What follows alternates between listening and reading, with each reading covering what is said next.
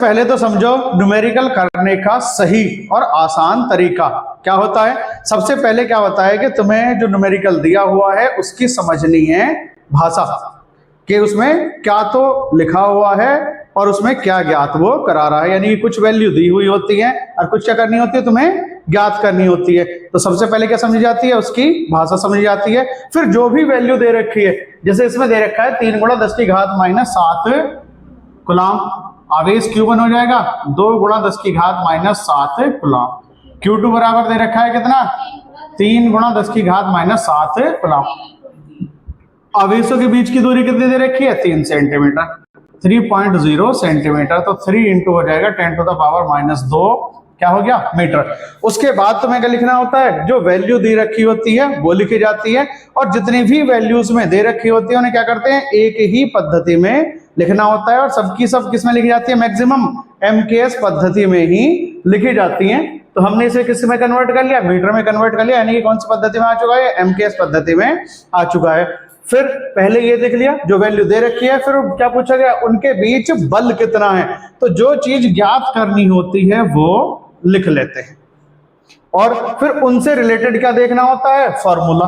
तो दोनों से रिलेटेड फार्मूला कितना हो जाएगा, F = 1/4πε0 Q1 Q2/R²। इस तरीके से तुम क्या लगा दोगे, फॉर्मूला लगा दोगे। तो क्या समझ में आया, तरीका क्या है।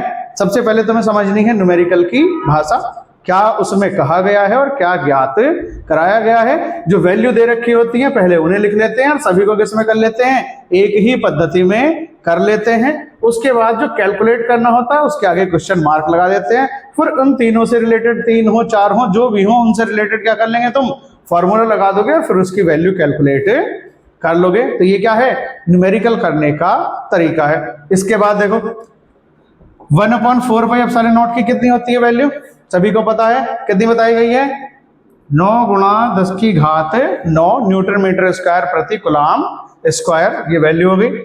अब Q1 की वैल्यू लगाओ, Q1 Q2 Q1 कितना है, 2 × 10⁻⁷, फिर है 3 × 10⁻⁷। कितनी वैल्यू इसकी, 3 × 10⁻², इसका क्या हो रहा है, स्क्वायर। तो एक बार में कर लेंगे, एक लाइन बचेगी, 3 × 9 और 10⁻⁻ हो गया 4। अब देखो कौन सी वैल्यू किससे कट रही है। अब इसके आगे समझो कि किस तरीके से करा जाता है। सबसे पहले क्या करोगे, तुम जितनी भी घातें होती हैं सबको एक तरफा इकट्ठा कर लो। तो सबसे पहले क्या करेंगे, घातें कितनी होगी, 7 और 7 कितनी हो चुकी हैं यहाँ, 14, 9 और 4 कितनी हो गई, 13। तो प्लस की 13, माइनस की 14, माइनस की कितनी बची, 1, 9 से 9 हुआ कैंसिल, 2 × 6, तो कितना आ जाएगा, 6 × 10⁻⁻1। ये दशमलव यहाँ कर लो, यानी कि नीचे ये माइनस दे रखा है, नीचे जाके कितना हो जाएगा, 10, 10 से भाग करेंगे तो कितना हो जाएगा, 0.6 न्यूटन। तो इस तरीके से न्यूमेरिकल किया जाता है, करो नोट। में न्यूमेरिकल नंबर है 1.9, पेज नंबर है 42। एनसीईआरटी के अकॉर्डिंग किसी निकाय में दो आवेश QA बराबर 2.5 × 10⁻⁷ कूलम तथा QB बराबर -2.5 × 10⁻⁷ कूलम क्रम से दो बिंदुओं A के लिए दे रखा है 0,0 और कॉमा कितना है, -15 सेंटीमीटर। यानी कि ये बिंदु के कोऑर्डिनेट्स बताए गए हैं x अक्ष, y अक्ष और z अक्ष के अकॉर्डिंग। दूसरा क्या बताया गया है कि 0,0 और प्लस कितना है, 15 सेंटीमीटर है। पर अब स्थित है निकाय का कुल आवेश। दो आवेश दे रखे हैं तो हमें क्या निकालना है, निकाय का कुल आवेश बताना है। और दूसरा क्या बताना है, वैद्युत द्विध्रुव आघूर्ण क्या है।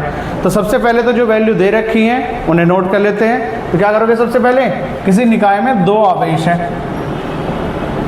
तो QA की वैल्यू दे रखी है, QA = 2.5 10⁻⁻7 कूलम। QB है -2.5 और -7 कितने हो गए कूलम। बिंदु A की स्थिति दे रखी है, कितना बताया गया है, कहाँ है, 0,0 और 15 सेंटीमीटर पर। B की स्थिति दे रखी है 0,0 और प्लस 15 सेंटीमीटर, यही दे रखा है। पर अब स्थित है निकाय का कुल आवेश। तो जो ज्ञात करना होता है उसे लिख लेते हैं। निकाय का क्या बताना हमें, कुल आवेश। Q is equal to calculate करना है। दूसरा क्या बताना है? वैद्युत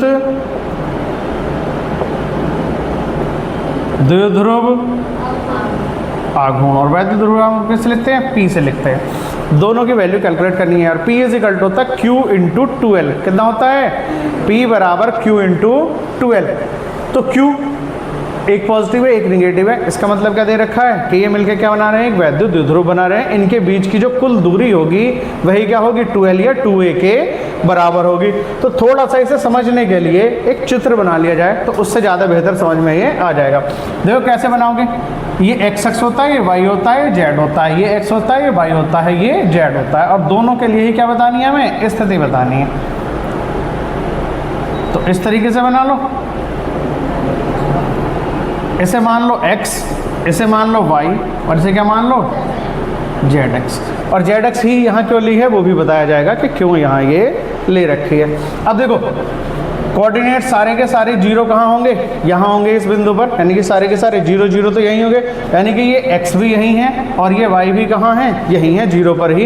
यानी कि जीरो के यानी कि x अक्ष के अनुदिश और y अक्ष के अनुदिश उसकी जो स्थिति है वो मूल बिंदु पर ही होती है। तो जब मूल बिंदु पर होती है तो मूल बिंदु को O से लिखा जाता है, तो यहीं है। दूसरी चीज़ क्या बताई गई है? अगर हम बिंदु A की बात करें तो -15 सेंटीमीटर कहाँ है? -15 सेंटीमीटर। अब देखो अगर ये x अक्ष इधर को है तो ये क्या ली जाएगा? पॉजिटिव। अगर हम इसे इसके अपोजिट डायरेक्शन में लेते हैं क्या हो जाएगा? -x हो जाएगा। अब ये पूरा ऊपर की ओर को है z, तो इधर कितना लिया जाएगा? पॉजिटिव। अगर हम इसे नीचे की ओर को ले लेंगे क्या हो जाएगा? नेगेटिव हो जाएगा। तो हमें क्या करना पड़ेगा कि इसे अक्ष को कहाँ लेना पड़ेगा? एक नीचे की ओर को लेना पड़ेगा। तो ये क्या हो जाएगी? -z होगी। और यहाँ क्या हो गया? एक बिंदु ये हो गया जिसकी दूरी कितनी है? 15 सेंटीमीटर। और यहाँ कितनी है? ऊपर की ओर को ये कितना है बिंदु? ये यहाँ कितना माना जाएगा? A। और यहाँ कितना हो जाएगा? ये कितना होगा यहाँ? B। और यहाँ कितनी है? ये 15 सेंटीमीटर। इस तरीके से यानी केवल जो है वह z अक्ष के अनुदिश ही है, x और y अक्ष के अनुदिश दोनों की स्थिति क्या है? मूल बिंदु पर ही है। यानी कि उसकी जो दूरी बताई गई है केवल किसके अनुदिश बताई गई? z अक्ष के अनुदिश। यानी कि 15 सेंटीमीटर कहाँ है? ऊपर की ओर को, और 15 ही सेंटीमीटर कहाँ है? नीचे की ओर को। तो कुल कितना सेंटीमीटर हो गया? यानी कि QA जो है कहाँ है? वो ये है, और ये कितना हुआ गया? QB हो गया। यही तो दो आवेश दे रखे हैं, यानी QB कहाँ है? ऊपर की ओर को, और QB ही कहाँ है? नीचे की ओर को। दोनों की स्थिति ये QA हो गया और ये QB हो गया, क्योंकि इसकी डिस्टेंस कितनी है? माइनस है। तो माइनस है तो कहाँ ली जाएगी? अपोजिट डायरेक्शन में ली जाएगी। पॉजिटिव लेनी तो यहाँ। अब देखो यहाँ से यहाँ की जो डिस्टेंस तुम कैलकुलेट करोगे वो कितनी होगी? 2A हो जाएगी। और 2A बराबर 15, ये है 15, ये है, तो कुल कितनी हो गई? ये 30 से जोड़ी जाएगी। ये नहीं कि वो माइनस दे रखे तो उसे घटा दोगे। यहाँ से ऊपर को 15, यहाँ से नीचे को भी कितनी होगी? 15 होगी। तो जब दोनों ओर को 15-15 हो गई तो कुल कितनी हो गई?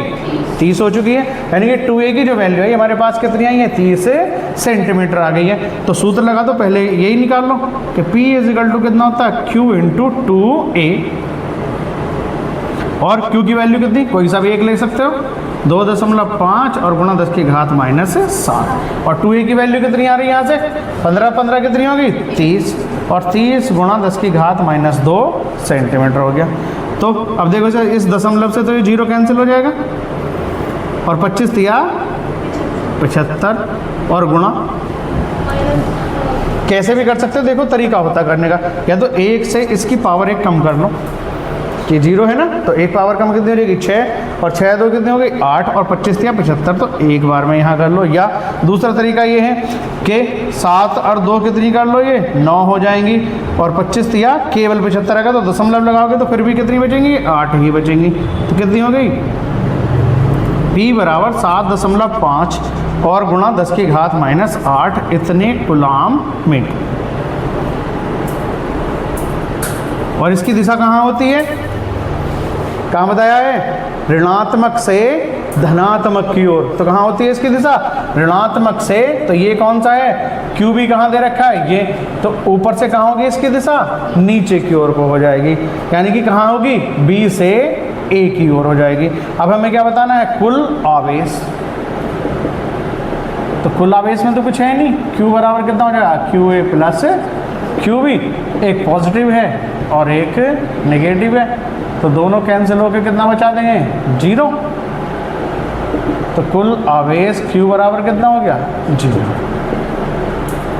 तो क्लियर है, ये इसलिए डिस्टेंस दे रखे। देखो अगर बिना चित्र के करना है, अगर बिना चित्र के करना है तो तब भी हो सकता है, सीधे सीधे जो डिस्टेंस दे रखे उन्हें क्या करना है, तुम्हें जोड़ना है, यानी कि हो जाएंगी कुल क्या हो जाएंगी, दूरी हो जाएंगी, दोनों को जोड़ो तो 30 आ गई, फिर चित्र बनाने की आवश्यकता नहीं है, तुम्हारा आसानी से काम ये हो जाएगा। दोनों आवेश दोनों उठाओ, दोनों को जोड़ दो, आवेश कितना हो गया, 0 हो गया। कुल पूछा गया ना, तो एक पॉजिटिव एक नेगेटिव है, तो कुल आवेश तो 0 होना ही होना है। और डिस्टेंस के लिए करना चाहो तो 15 होगी, 15 होगी 30, बस इस तरह में काम खत्म हो जाएगा, इस चित्र की आवश्यकता फिर नहीं है। लेकिन चित्र क्या है, ये समझाने के लिए है कि किस तरीके से। अब मान लो वो इसकी नहीं दे रहा, जेड एक्स के निर्दिष्ट नहीं दे रहा, वगैरह के एक्स में भी 15 है और वाई में भी, वो एक्स एक तरफ 15 है और दूसरी तरफ कितनी है, -15, तो फिर इस एक्स वाली को इधर लेना पड़ेगा। तो ये चित्र जो है वो तुम्हारे समझाने के लिए करो नोटिस है।